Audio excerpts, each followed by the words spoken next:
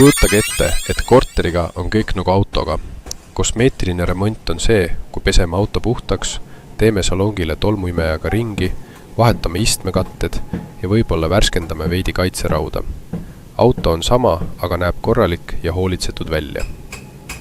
Korteris tähendab kosmeetika seda, et värskendame kõike, mida silmaga näeb.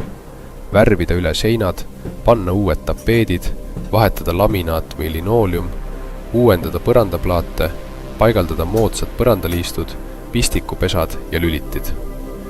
Mõnikord kuulub siia ka siseuste vahetamine, lihtsate pinglagede paigaldamine ning kerge sisekujundus, näiteks malgustid ja kardinad.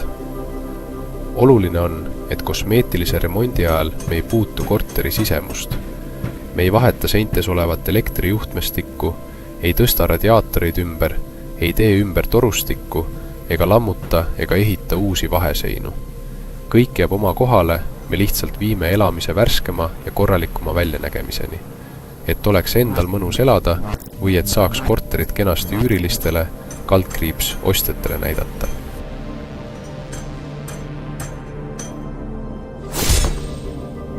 Nüüd kapitaalremondist. Kapitaalremont on juba täielik kapotialune ümberehitus. Me ei värvi ainult pealt, vaid võtame konstruktsioonid lahti kuni aluseni. Korteris võib see tähendada vanade viimistluskihtide eemaldamist kuni betoonini, kogu elektrisüsteemi väljavahetamist koos uue elektrikilbiga, torude ja radiaatorite täielikku vahetust, seinte ja põrandate sirgeks tegemist. Sageli tehakse kapitaalremondi käigus ka ümberplaneerimine. Eemaldatakse või liigutatakse vaheseinu, ühendatakse köök elutoaga, suurendatakse vannituba kaldkriips VCD, visatakse pistikuid ja valgust sinna, kus neid enne puudu oli. Paigaldatakse uued aklad, uus välisuks, tehakse korralik heliisolatsioon, põrandaküte ja läbimõeldud valgustus. Asjad, mida pelgalt seinu üle värvides on väga raske saavutada. Kui on vaja korterit lihtsalt veidi värskendada enne üürile andmist, kuulutuste pildistamist või väiksemat müüki, piisab enamasti korralikust kosmeetilisest remontist. See on kiirem, odavam ja muudab esimese mulje juba tugevasti.